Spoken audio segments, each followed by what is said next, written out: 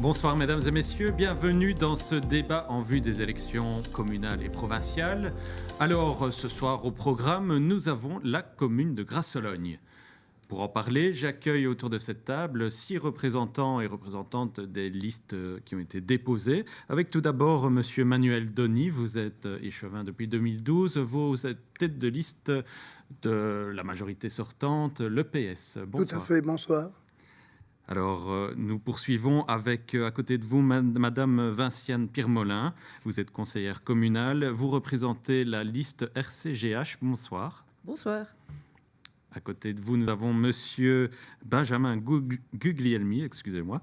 Vous êtes conseiller communal et vous représentez la liste ULP, Union des Libertés et du Progrès. Exactement. Bonsoir. Bonsoir. On passe de l'autre côté de la table avec monsieur Laurent Pontir. Vous êtes conseiller communal, vous êtes tête de liste du groupe MR. Bonsoir. Bonsoir. Et puis mademoiselle Céline Dolsec, vous êtes tête de liste pour le PTB. Bonsoir. Exactement, bonsoir tout le monde. Et enfin, on termine avec monsieur Salvatore Falcone. Vous êtes conseiller communal et vous êtes tête de liste du groupe Écolo. Bonsoir. Bonsoir. Voilà, avant d'entamer les discussions, de vous permettre d'échanger sur les différents thèmes, je vous propose de regarder ensemble cette fiche d'identité de votre commune Grasse-Sologne. La commune de Grasse-Sologne se trouve à l'ouest de la ville de Liège. Sa superficie est de 34 km². Elle résulte de la fusion de 6 anciennes entités, Bierzet, Grasse-Berleur, Ologno-Pierre, Orion-Zémont, Monscroteux et Velleroux. L'an dernier, la commune comptait 22 541 habitants. L'âge moyen est de 41 ans.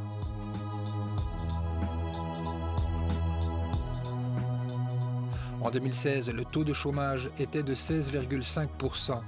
Le taux d'emploi était de 54,7%. Le revenu moyen annuel par habitant est de 21 680 €.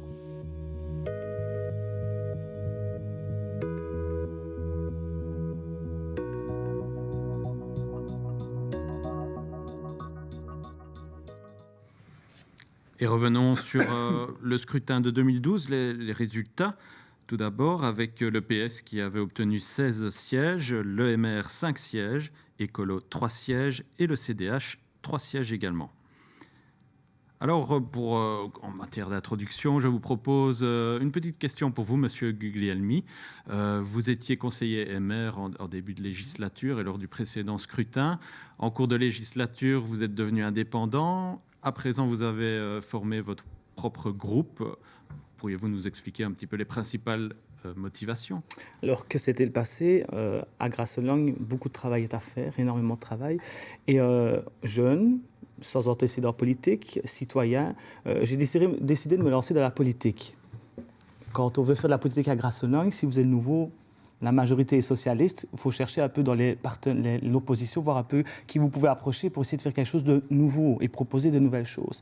Étant de Velleroux, un petit village de Grasse-Sologne, j'ai pu rencontrer des collègues MR qui faisaient campagne et je me suis inséré dans la campagne précédente et comme ça, j'ai fait contact et je me suis fait amitié avec des personnes du MR de cette époque-là. Je suis rentré en politique et un beau succès s'est présenté à moi et j'ai pu être élu conseiller communal à Grasse-Sologne pour la première fois, venant de nulle part, un vrai citoyen. Ensuite, le MR s'est un peu transformé. Nous avons eu les élections de 2012, j'étais nouveau, M. Pontir est arrivé avec tout son charisme, avec toute sa personnalité, et il a donné une transcendance très différente au MR que j'ai connu, qui était plutôt libéral. Et nous avons connu des tensions, nous avons connu des difficultés. Et le passé de M. Pontir n'a pas toujours été facile à gérer. Et alors, j'ai décidé de quitter le parti. De là, de voler de vos propres ailes avec vos propres idées. Merci pour ces éclaircissements. Merci. Je vous propose, Monsieur Manuel Doni, comme vous représentez la liste de la majorité, le PS, de la majorité sortante, de faire en 30 secondes le bilan de la législature qui se termine. D'accord, bonsoir. D'abord, hors des 30 secondes, vous m'accorderez 2 secondes pour excuser ma voix d'outre-tombe. Je n'arrive pas à aller chercher des voix, j'ai déjà perdu la mienne. Le bilan de la majorité socialiste, ce sont des finances restaurées, des comptes équilibrés, des équipes communales qui ont été amplifiées pour mieux servir le citoyen. C'est un redressement économique et surtout un futur symbolisé par l'aéroport et par la zone économique qui l'entoure. Tout cela, j'insiste bien, sans toucher à l'impôt. l'IPP reste à 8% depuis plus de 20 ans. Ce bilan, c'est d'abord et avant tout la fondation sur laquelle nous entendons construire et développer le programme que je vous propose. On va en rester là pour l'instant. Tout à fait. Vous aurez l'occasion de revenir sur différents thèmes tout à l'heure. On poursuit avec Madame Pirmelin pour la formation, donc le RCGH. Votre bilan de la législature en tant que conseillère communale. Mais moi, je souhaiterais tout simplement vous dire qu'il y a 6 ans, on avait fait le constat que la majorité en place n'avait guère de projets et tout ce qu'elle faisait, c'était entretenir et réparer ce qui devait être réparé. Alors maintenant, effectivement, je pense que notre message a bien été entendu. Des projets sont sortis, mais des projets, je vais dire, sans aucune vision à long terme. Un peu plic-ploc, je vais dire, au gré un peu des envies des échevins. Un veut, la échevine de l'instruction souhaite une nouvelle école, on va projeter une nouvelle école. À côté de ça, ben, clairement, on demande où en est la concrétisation. Les projets ont été annoncés, beaucoup d'effets d'annonce, mais rien encore de concret actuellement. Et ça, c'est à déplorer. Très bien, merci. Monsieur Guglielmi, pour l'ULP, votre bilan en tant que conseiller Alors effectivement, concernant la commune de Grasselong, il n'y a pas de bilan. Le Parti socialiste fait vivre la commune, mais en faisant aucun investissement. Il est évident que depuis quelques années, nous sommes dans le vert, mais c'est facile d'être dans le vert quand on n'investit pas et qu'on ne prend pas de risques. Nous avons des projets. Il y a le projet de la crèche, mais c'est un projet qui est tellement long et qui a été tellement mis en place tardivement qu'aujourd'hui, c'est 3 crèches que nous avons besoin. Et c'est ça le problème de Grasselong. Le problème est que nous n'allons pas vers l'avant, nous n'allons pas pour demain et nous vivons. Et le problème, c'est que nous ne répondons pas aux défis de demain. On va passer à Monsieur Pontir pour l'EMR. Qu'est-ce que vous dressez comme bilan des 6 dernières années? Au nom du groupe EMR, donc, on constate en effet un budget en équilibre. La dette est sous maîtrise selon la majorité, mais on remarque quand même qu'un budget correspond à des volontés politiques ou pas. Et au nom du EMR, nous constatons quand même qu'il y a des priorités qui n'ont pas été respectées, des travaux qui sont faits, donc on met du plâtre sur une jambe de bois, et on souhaiterait que les projets se concrétisent de manière ferme, formelle, pour le citoyen qui le réclame. Merci. Mademoiselle Dolsec, pour le PTB, votre vision de l'extérieur du conseil communal des 6 dernières années? Monsieur Denis m'envoie ravi d'entendre que son bilan se porte bien, mais nous, avec notre parti, on a mené une enquête pendant quelques mois pour connaître les priorités et les préoccupations des habitants.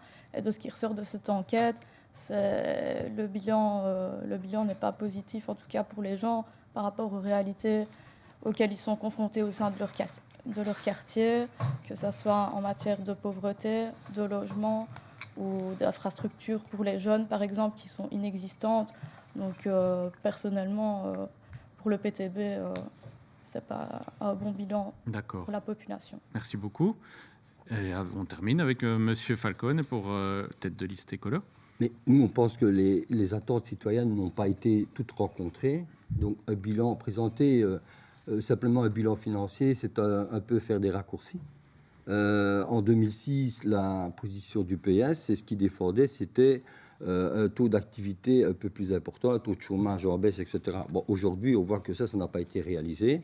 On voit aussi que dans les quartiers de notre commune, on a des gros soucis au niveau nettoyage et on n'a jamais mis vraiment les moyens, alors que nous avons fait des interpellations, des propositions du côté de l'opposition. Nous, on a présenté une centaine d'interpellations sur les 6 dernières années. Je vais vous interrompre ici. Dans la suite du débat, vous pourrez revenir sur certains points. Et pour entamer les discussions, après ce petit tour plus général, je vous propose de parler, par exemple, du budget, de la gestion du budget. Monsieur Manuel Denis, en tant que représentant du groupe majoritaire au conseil communal, cette gestion du budget, à quoi a-t-elle été consacrée ces 6 dernières années et comment la voyez-vous à l'avenir? D'abord, nous sommes dans un bassin industriel qui est fortement touché par la crise et nous sommes, je pense, la commune qui avons le plus rapidement prévu un plan de sortie autour du projet aéroportuaire. Cela nous a permis de renforcer les finances, d'assainir les finances, de sortir du contrôle du Centre régional d'aide aux communes, le CRAC, qui nous liait à une politique d'austérité.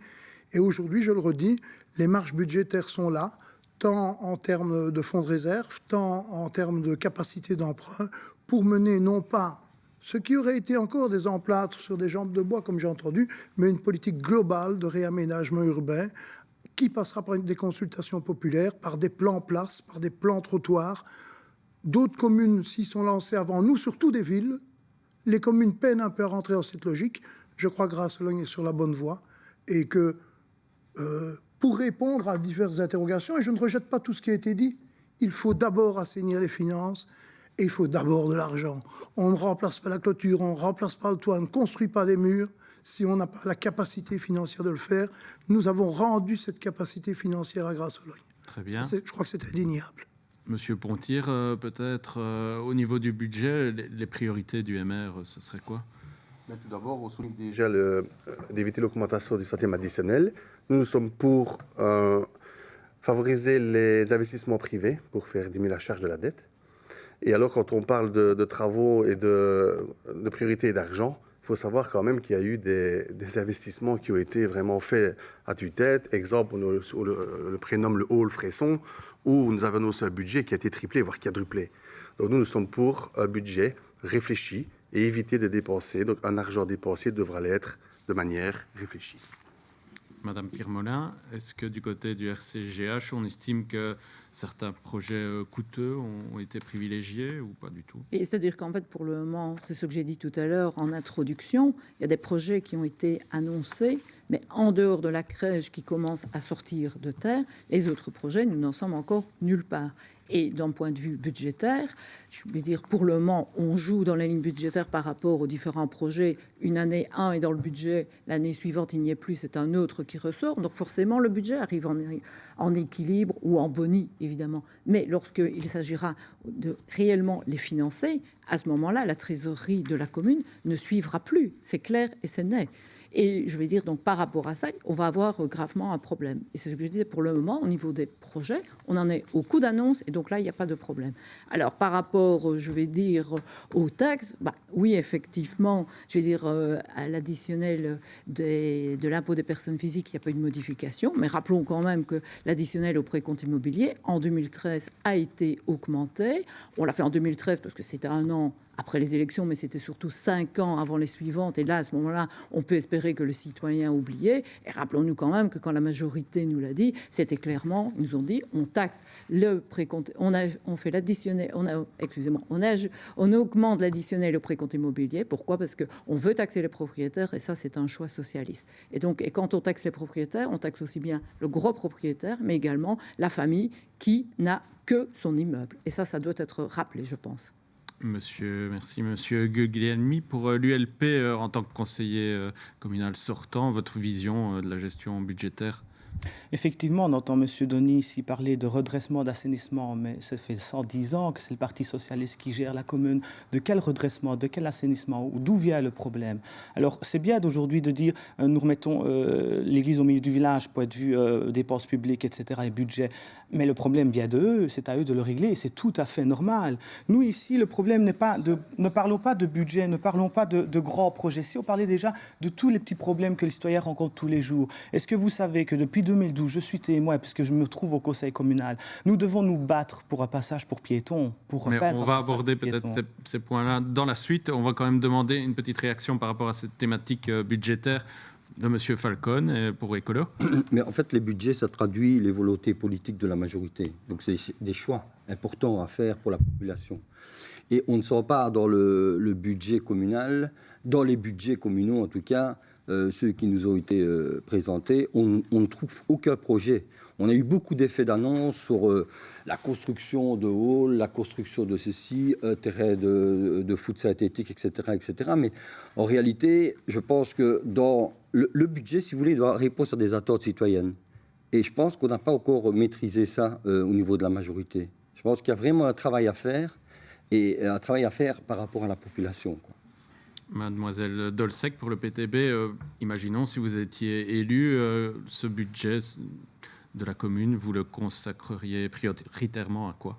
On le consacrerait prioritairement pour répondre aux besoins des habitants. Et comme je l'ai dit dans la présentation, que ce soit en matière de pauvreté, il faut savoir que dans notre commune, suite aux mesures d'exclusion du gouvernement socialiste de M. Di Rupo, le nombre de bénéficiaires du revenu d'intégration sociale a augmenté de 80%.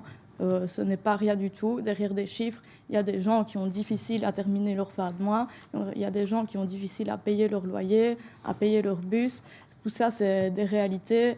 Et derrière les chiffres, il y a des vécus. Et ça, je tiens à le rappeler autour de cette table. Et la majorité est en place depuis très très longtemps. Et même en regardant les débats précédents, en X années, rien n'a bougé. Il y a des promesses, des promesses, des promesses. Mais dans les faits, les gens, ils ne voient rien arriver. Donc voilà, nous, c'est pour ça qu'on dépose une liste. On veut mener une opposition forte si on obtient des élus pour répondre et tirer la majorité, si elle reste en majorité, vers la gauche. Très bien, merci. Alors, justement, pour appliquer un peu plus les citoyens, est-ce que la participation citoyenne, ça vous parle à tous ici autour de la table, je suppose? Du côté du RCGH, est-ce qu'on a des propositions pour l'appliquer peut-être dans les décisions communales à certains niveaux? Tout d'abord, rappelons que RCGH, c'est Rassemblement citoyen pour Grasse-Logne, comme je dis, avec et pour les citoyens de Grasse-Logne. Et clairement, la démarche qui a été de créer le RCGH, c'est parce qu'on a rencontré lors de tables rondes organisées durant tout le début de l'année 2018 des citoyens et ils nous avaient toute une série d'attentes, de propositions à nous faire et le programme du RCGH a été élaboré sur base de ces tables rondes. Et alors, notamment pour l'impliquer, un de nos projets, c'est de faire ce qu'on appelle maintenant des budgets participatifs, c'est-à-dire de réserver une enveloppe budgétaire dans le budget général de la commune qui serait réservée pour développer des projets avec les citoyens. Donc, il y aurait un appel à projet et l'ensemble, les citoyens pourraient, que ce soit un quartier, que ce soit une association, déposer les projets. Et à ce moment-là, c'est un jury indépendant et équitable, bien évidemment, qui sélectionnerait les projets et les citoyens continueraient à être associés pour pouvoir mener à bien et arriver à la concrétisation de ce projet. D'accord. Monsieur Denis, au niveau du PS... Je vais peut-être un peu dévier par rapport à la question initiale, mais je voudrais d'abord remercier M. Guglielmi, Mme Dolcek de me rendre de la voix. Mademoiselle, pardon. Mais de me rendre de la voix quand même. Parce que quand j'entends dire, M. Guglielmi, que nous sommes là depuis 110 ans et que donc la crise, c'est nous, je suppose que la crise bancaire, c'est nous, la crise sidérurgique, c'est nous. C'est quand même un peu facile. Et d'autre part... Depuis 110 ans, ça c'est correct. On est là depuis 110 ans, mais je crois que nous imputer toutes les crises qui sont survenues jusque-là... mais si je peux me permettre, c'est quand même les partis traditionnels oui, sans doute, qui sont plus hauts. Vous attaquez les partis traditionnels, c'est votre core business, et vous avez peut-être raison sous certains aspects, mais lorsque vous me rappelez que maintenant, la situation fédérale, on la doit à Elio Di Rupo, je dois quand même vous annoncer, je ne sais pas si vous avez suivi, que pour le moment, la majorité fédérale, elle est libérale, NVA, MR, NVA. Il y a quand même, il va vous falloir guérir de cet antisocialisme latent qui vous amène à dire après que vous voulez renforcer la gauche. Voilà, c'est tout. Donc vous niez que c'est le Parti socialiste qui a mis des chômeurs dehors comme ça? Non, pour vous, pour vous comme pour M. Guglielmi, nous sommes responsables de l'ensemble des crises. Pas le Parti socialiste. Moi, je vous parle de notre commune. Je vous parle de la commune pour laquelle j'espère que la population nous rendra encore la confiance et pour laquelle j'espère que bourgmestre, je pourrai diriger le programme. Si elle vous rendait la confiance au prochain scrutin, comment est-ce que vous consulteriez la population pour l'appliquer davantage dans la prise de décision? Je vous ai parlé de ce plan directeur, ce plan d'urbanisation globale qui reverra ce que doivent devenir nos places, quelles sont les fonctions des quartiers. Tout ça se fera par une consultation populaire, par référendum et par l'instauration. Et vous voyez qu'on avance certaines choses qu'on a refusées. Vous allez voir que ma voisine va avoir un rictus satisfait. Des comités d'aînés, des comités de jeunes, des comités d'habitants, des comités thématiques seront créés pour que, une fois les moyens budgétaires dégagés, et j'insiste, il fallait d'abord ça, on rende Grasse-Logne meilleure. Et qui peut décider de comment Grasse-Logne sera meilleure si ce n'est pas les habitants de Grasse-Logne? C'est tout. Monsieur Falcone, pour Écolo, vous partagez cette vision? En partie, oui. En fait, notre programme a été construit à la base, si vous voulez, à partir des interpellations que nous avons pu faire au niveau du conseil communal. Et donc aujourd'hui, on n'est pas dans des promesses, on est dans des choses qu'on a demandées à l'époque au niveau du conseil communal. Une de nos priorités, c'est de remettre, si vous voulez, le citoyen au centre du projet politique. C'est une demande qu'on peut constater un peu dans toutes les communes. Et donc, nous voulons mettre en place des conseils de quartier avec un budget participatif. Hein. Nous souhaitons aussi que chaque année, le budget soit présenté à la population et non pas simplement dans un conseil communal avec des formules très compliquées que personne ne... Je pense que la population, aujourd'hui, a envie de savoir, de comprendre. Elle a envie de pouvoir donner un avis sur ce qu'on lui propose, quoi. Et ça, c'est l'idée. Voilà. Et alors, la dernière proposition qu'on veut faire, c'est le droit pour la population, pour les citoyens, de déposer un point à l'ordre du jour du conseil communal et que ce point soit voté. Une interpellation. Ça existe d'ailleurs. Non, c'est pas du tout la même chose. Les interpellations citoyennes à Grasse-Sologne, ça fonctionne pas. On en a eu 2, et je le sais puisque je les ai suivies toutes les 2. Nous, ce qu'on dit, c'est si on crée des conseils de quartier, on aimerait que ces conseils de quartier viennent aussi avec des propositions. Et pourquoi pas les faire voter par le conseil communal, parce qu'en fait, au final, les conseillers communaux ne sont pas peut-être beaucoup plus intelligents que les citoyens, et les citoyens peuvent porter des choses intéressantes. On va écouter, si vous voulez bien, M. Pontir, pour le point de vue du MR sur cette question. Mais la citoyenneté, en fait, pour revenir au terme de votre question, elle se passe au quotidien. C'est-à-dire que le citoyen, il faut être sur place tout le temps au quotidien et pas sortir du nid un mois avant les élections. Il faut écouter les personnes, il faut relayer au sein du conseil communal des idées. On parle de comité de quartier, tout à fait pour, mais peut-être qu'il serait un peu moins politisé. On se rend compte que les comités de quartier sont choisis. Donc, on ne laisse pas place à certaines personnes de pouvoir y rentrer. Donc, déjà là, il y a un souci. Donc, bien écouter les citoyens. Et les citoyens, ce qu'il a besoin, ce sont des actes. Vous écoutez les citoyens, on leur propose quelque chose et on tente d'amener une solution. C'est fini de parler dans le vide et de ne pas faire des actions concrètes. Voilà ce que le groupe MR défend. D'accord, très bien, merci. Vous parlez d'actions concrètes. Est-ce que dans la législature ici du PS, dans la majorité, il y a eu pas mal de création de nouvelles infrastructures Est-ce que ces projets vont se poursuivre on parle notamment d'une grande bibliothèque Bon, donc, il y a 6 ans, ma voisine clôturait le débat en disant qu'on agissait en bon père de famille sans grand projet. Aujourd'hui, elle le débute en disant qu'il y a des projets, mais qui sont sans doute un peu trop épars. Je vais déjà répondre à 2 choses qui ont été abordées. Le hall Frezon, c'est un hall qui accueillera tous nos services techniques. Alors on me dit, oui, il coûte cher. Pour le moment, il est à 2 500 000, 2 600 000 euros. Pour vous donner une idée, le hall que nous avons construit à côté, la législature précédente, qui a la moitié de cette surface, qui accueillera la moitié de camions, nous a coûté 3 millions d'euros. Donc je crois qu'on est toujours dans l'opportunité sur ce dossier-là. Et puis le football, je suis cheval des sports. Si vous saviez le nombre de gens qui m'interpellent pour ce terrain synthétique, tout était prêt. Nous avions les subsides, tout l'argent. Au moment où la télévision française sort une émission disant que les billes de caoutchouc sont peut-être cancérigènes. Mais à ce moment-là, on ne joue pas avec la santé des gens. On suspend tout et on attend les résultats des études. Oui, on attend les études. Monsieur Guglielmi, pour l'ULP, que manque-t-il encore sur la participation citoyenne, vous m'avez passé, je n'avais plus le temps de répondre, je ne sais pas. On vous écoute sur ce sujet. Nous, c'est dans notre programme la participation citoyenne, mais nous ne devons pas mentir non plus aux gens. Nous avons déjà du mal à discuter entre nous, politiciens qui avons été élus par le peuple. Faire des réunions avec tous les citoyens, ce ne sera pas faisable. Par contre, comme me disait M. Pontir, nous avons toutes les informations sur le terrain. Et quand des décisions sont difficiles, il y a plein de manières de faire de la participation citoyenne. Quand on veut mettre une rue à sens unique et que ça pose polémique et que ça fait scandale, par exemple, je prends l'exemple de la rue Jean-Volders, faisons un sondage, envoyons un courrier, demandons aux gens de nous répondre. C'est aussi une participation citoyenne. Même pour participation citoyenne n'est pas forcément... plus locales. Une participation citoyenne n'est pas forcément des grandes réunions avec 20, 30 personnes. Parfois, ça ne concerne qu'une rue. Parfois, ça ne concerne qu'un projet. Si nous sommes sur le terrain, nous avons beaucoup de réponses. Aujourd'hui, nous sommes aux élections. Nous avons un tas d'informations des citoyens, comme par hasard, parce que nous sommes dans la rue. Nous devons être beaucoup plus souvent dans la rue, notamment la majorité en place, qui prend trop souvent des décisions arbitraires. Monsieur Pontir, donc Monsieur Denis a parlé de ce projet de hall pour accueillir tous les services techniques. Vous êtes favorable à ce projet ?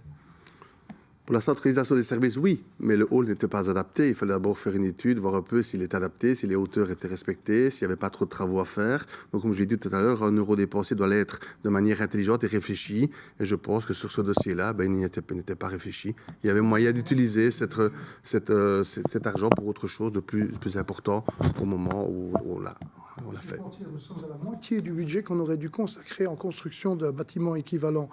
Tout le monde le dit. Ce n'est pas une version socialiste, c'est un cadastre établi clairement. Ce hall technique coûte, c'est évident que nous n'aurons pas pour accueillir tous les services à 1 million, alors qu'on en a mis 3 pour accueillir des camions et gare à sel, mais nous sommes en deçà, largement en deçà de ce que ça nous aurait coûté si nous n'avions pas eu cette opportunité. Oui, Monsieur Pontir, qu'est-ce que vous proposez? Au départ, vous l'aviez proposé, il n'était pas du tout établi comme ça. On a rajouté au budget, on a rajouté, et maintenant il est triplé ou quadruplé. Il faut quand même rester de toute façon d'une logique. Mais est-ce que le MR a une proposition, une alternative? De toute façon, je veux dire, ce projet-là, il n'aurait jamais dû voir le jour. Voilà, tout simplement. Voilà, il fallait réfléchir et des projets. Moi, je dis toujours, on ne fait pas du projet pour faire du projet. Il faut analyser, étudier. On revient pour le terrain synthétique, on coupe des arbres, mais le projet ne se fera pas. Voilà, un exemple, on a rasé tous les arbres. Qui vous a dit qu'il ne se ferait pas? Voilà, peut-être. Mais voilà, donc on prend des actes, on prend des décisions qui sont parfois pas réfléchies. Pour en revenir par rapport, oui, tout à fait, parce que par rapport aux bâtiments multiservices dont on vient de parler, je pense que la première des choses qu'il faut souligner, c'est que quand on nous a présenté le projet, qui a été accepté à l'unanimité au Conseil communal, donc M. Pontir maintenant dit non, je ne suis pas d'accord, mais il a quand même voté le projet. Donc ça, mais le problème, c'est qu'on nous a présenté quelque chose comme tout à fait en ordre, et donc on l'achetait. On avait même lâché sur le ton de la boutade que même le fauteuil de l'ancien propriétaire pourrait être réutilisé. Et le problème vient maintenant là-bas qu'au fur et à mesure, on s'est rendu compte que de 1 million, on est passé au chiffre que M. Denis vient de dire maintenant. Et c'est là le problème. Maintenant, globalement, sur l'ensemble du projet, oui, il y a un côté rationnel de rassembler tout, mais le dossier était moins bien. Mademoiselle Dolcek, pour le PTB, bon, vous n'avez pas pris part à ces débats, évidemment. Quel est votre regard par rapport aux décisions qui ont été prises et à quoi faudrait-il consacrer de l'importance à Grasse-Sologne au niveau des futurs projets?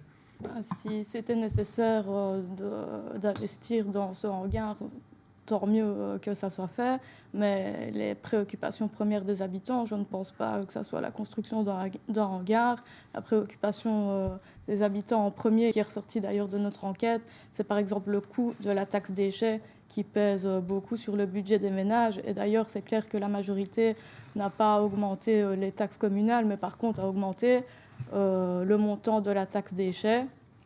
Et ça, pour nous, pour un parti de gauche, c'est un véritable problème. Quand on entend des gens qui ont une petite pension, par exemple, de 1 200 € et qui ne savent pas, qui hésitent entre quelles factures ils doivent payer, c'est quand même inacceptable, un truc pareil. Donc voilà, c'est une préoccupation qui ressort chez les gens. Et je pense qu'ils sont plus préoccupés par savoir payer leurs factures que par un regard, même si je ne dis pas que c'est... Et du côté d'écolo, on se situe plutôt de quel camp, quel avis? Au budget, par rapport au bâtiment multiservice, c'est clair que ce qui avait été présenté au départ, on en est loin. Hein. Mais ce que moi je voudrais dire, c'est que par rapport à la bibliothèque, par exemple, c'est quelque chose qui a été présenté, qui était déjà au budget dans les années 2000. Moi, les plus anciens s'en souviennent. C'est une bibliothèque qu'on n'a pas encore vu arriver. Donc ça fait une vingtaine d'années qu'on l'attend. Et c'est encore une fois dans les effets d'annonce, quoi. Alors on espère évidemment que ça va arriver, mais on constate aujourd'hui qu'on est toujours dans la même problématique. Je vais dire aussi que ce qui est intéressant, si vous voulez, au niveau des investissements et des choix des investissements, c'est partir des demandes citoyennes, quoi. Et nous, on rencontre des gens tous les jours qui nous disent on n'a pas de plaine de jeu, on n'a pas d'espace vert, on a des places publiques qui ressemblent plus à des parkings qu'à des places publiques. Donc, il y a toute une série de demandes qui sont là, en attente, et c'est ça qu'on voudrait, c'est ça à quoi on voudrait répondre. Et c'est pas venir avec des projets qui n'ont, pour nous, pas de priorité, quoi. Voilà. Après... Parlons-en. Alors, du cadre de vie, justement, à Grasse-Sologne, comment faire pour améliorer ces espaces publics et peut-être lutter aussi contre les dépôts clandestins, ce genre de choses, monsieur ici, Laurent Pontir, on vous écoute. Voilà, donc au niveau du cadre de vie des dépôts clandestins, etc., nous en avons fait notre priorité pour cette législature prochaine. Notre programme exigera que ça cesse. Nous habitons dans une commune sale, je l'ai même surnommée Grasse-Sologne. Donc je vais dire, avant de parler de cadre de vie, il faudrait déjà lutter contre les incivilités de manière ferme, pénaliser les personnes qui déposent, et ensuite nous pourrons déjà parler d'un projet futur pour le cadre de vie, des plaines de jeu, des ronds-points fleuris, que le citoyen retrouve l'envie de vivre dans sa commune, dans sa belle commune, et qui prend plaisir à y être. Donc ça, c'est déjà très important pour nous. Monsieur Guglielmi, au niveau de l'ULP, est-ce qu'il y a des engagements dans votre programme? Dans notre programme, nous souhaitons la tolérance zéro dès demain. Alors, vous l'avez bien vu, Monsieur Donnet a répondu plutôt sur un autre sujet. Nous avons un gros problème à Grasselong. Ce n'est jamais notre faute. C'est jamais la faute à personne. C'est toujours la faute du citoyen. Le citoyen est sale, le citoyen est mauvais. Non, ce n'est pas vrai. Les citoyens, si on ne l'éduque pas, certains citoyens, évidemment, que la crasse amène la crasse. Nous, la tolérance zéro, évidemment, après autant d'années de saleté, nous ne pouvons pas mettre des procédés demain. Mais il y a toute une panoplie de possibilités, de la prévention, de la publicité. Nous avons de l'affichage public sur des panneaux d'affichage public sur la commune, il n'y a jamais rien dessus. Si on mettait de la publicité, des courriers dans les rues où ça pose problème, et les endroits problématiques où on ne sait pas mettre un policier, où on ne sait rien faire, des caméras. Des caméras déplaçables. On ne demande pas d'avoir des caméras dans tous les coins de la commune, mais quand on a un endroit, par exemple les sorties d'autoroute, il n'y a pas de maison, il n'y a rien, mettons des caméras. Et ça, le Parti socialiste n'arrive pas à se positionner sur ça. Ça dépend avec qui on parle au Parti socialiste. Il y en a qui seraient pour, il y en a qui seraient contre, mais il faut vraiment qu'on avance là-dessus. Et toujours dire la commune d'à côté est plus sale, je préférerais qu'on dise une autre commune est plus propre. Nous allons sur Crisny, etc. Il faut du beau boulot pour la propreté. Et je pense que c'est des bons exemples juste à côté de chez nous. Madame Pirmolin, pour votre groupement, le RCGH, quelle est votre vision sur ce Au niveau dossier? de la propreté, bien évidemment, ça fait partie, je vais dire, des priorités.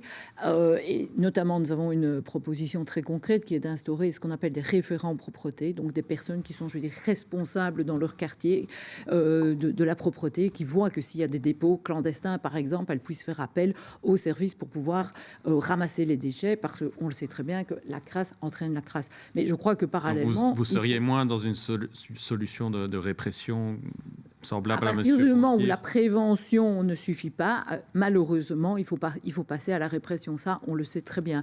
Et dans des cas, parce qu'il y a certaines personnes qui sont, excusez-moi, spécialistes des crasses, et ça, clairement, il faut sanctionner. Au niveau du cadre de vie, je pense qu'il faut aussi avoir une vision tout à fait positive. Les personnes ont besoin d'avoir tout près de chez eux, dans leur quartier, toute une série de petites plaines de jeux, de petites infrastructures vertes. Il n'y a pas besoin de gros budgets. Et quand je disais tout à l'heure de faire des appels à projets, clairement, ça rentre là-dedans. Et ça, ce sont des choses qui sont demandées. On l'a pendant toute la législature, la précédente, on l'avait déjà demandé à différentes reprises, et ça n'a pas été écouté. Donc c'est pour ça que ça redevient dans nos priorités.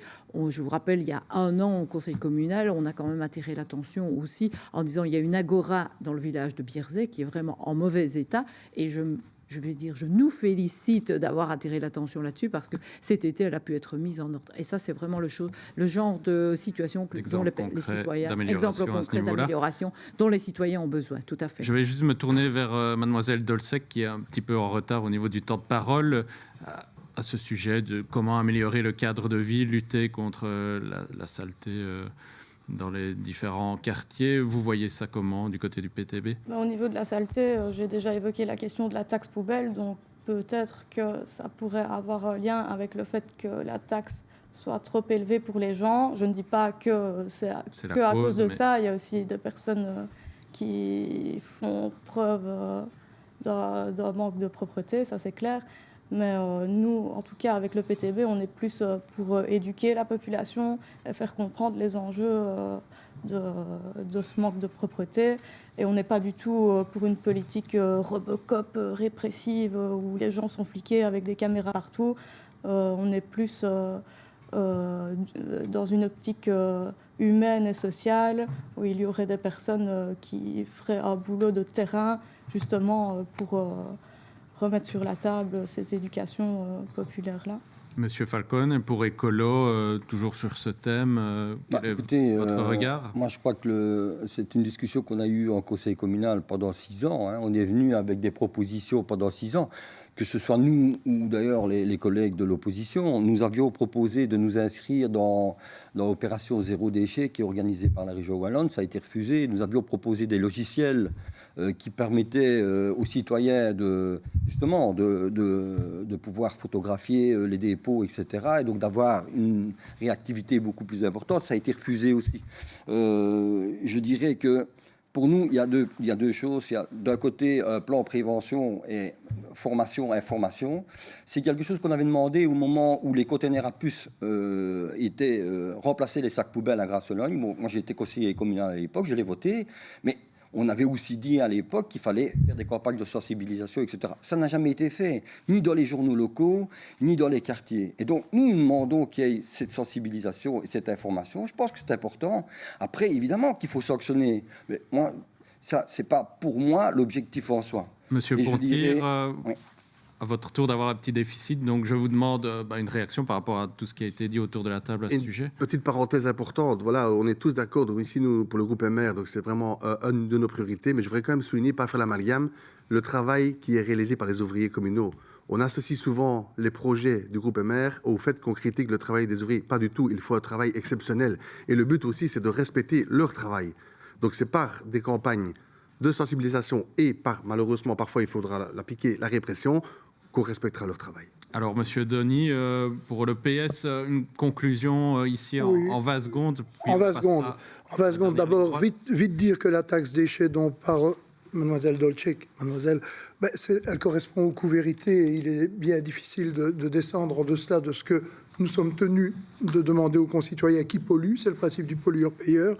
Pour le reste, on a installé 60 nouvelles publiques. On a gagné, je vais dire, dans notre programme, il y a maintenant une adhésion aux campagnes de prévention qui se faisaient, on les renforcera encore, mais aussi un facteur répressif. Il y a 2 agents constatateurs qui vont faire fonctionner cette campagne de répression. Et le programme contient, ça fera plaisir, la disposition de caméras aux endroits sensibles.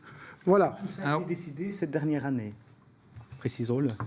D'accord, très bien. Ah oui, il n'y a que celui qui déciderait qui n'avance pas. Ça fait 6 ans que je suis au Conseil communal, ça fait 110 ans qu'ils sont au pouvoir, et toutes ces choses, les agents constatateurs, sont arrivés cette dernière année, alors que la commune est sale depuis je vais tout de suite vous laisser la parole, Monsieur Guglielmi, puisque, en fonction du tirage au sort qui a été fait avant cette émission, c'est à vous de commencer pour ces 30 secondes. Il vous reste 30 secondes pour convaincre les électeurs. On écoute votre message. Alors, l'Union des libertés et du progrès est un tout nouveau parti, frais, sain, sans antécédents et totalement indépendant, ce qui va nous permettre d'avancer pour Grasse-Logne.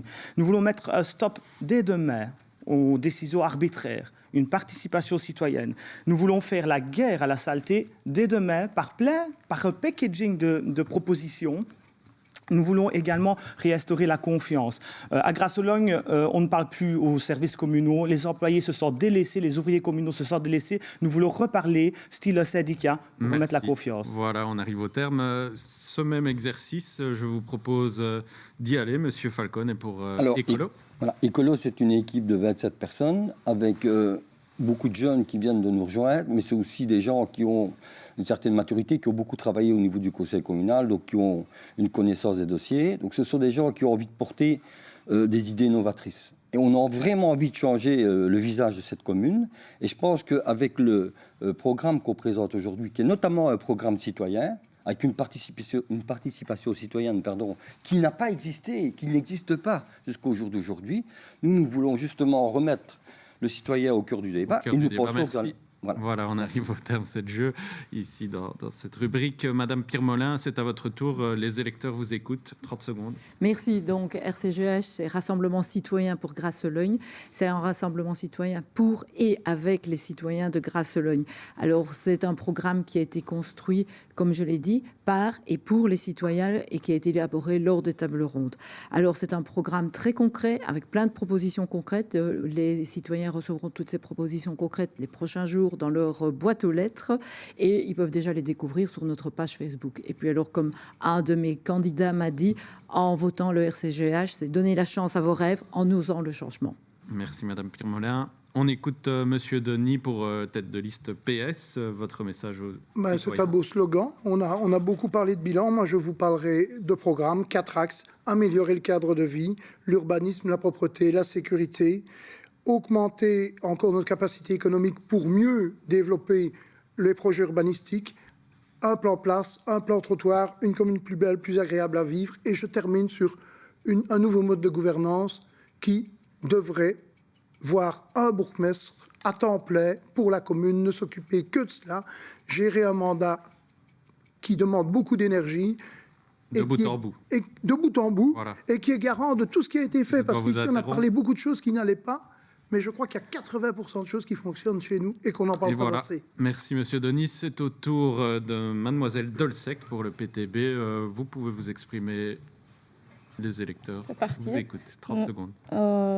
Votez pour le PTB si vous ne voulez pas que la crise soit reportée sur les travailleurs. Nous, on veut faire payer ceux qui ont les poches les plus lourdes.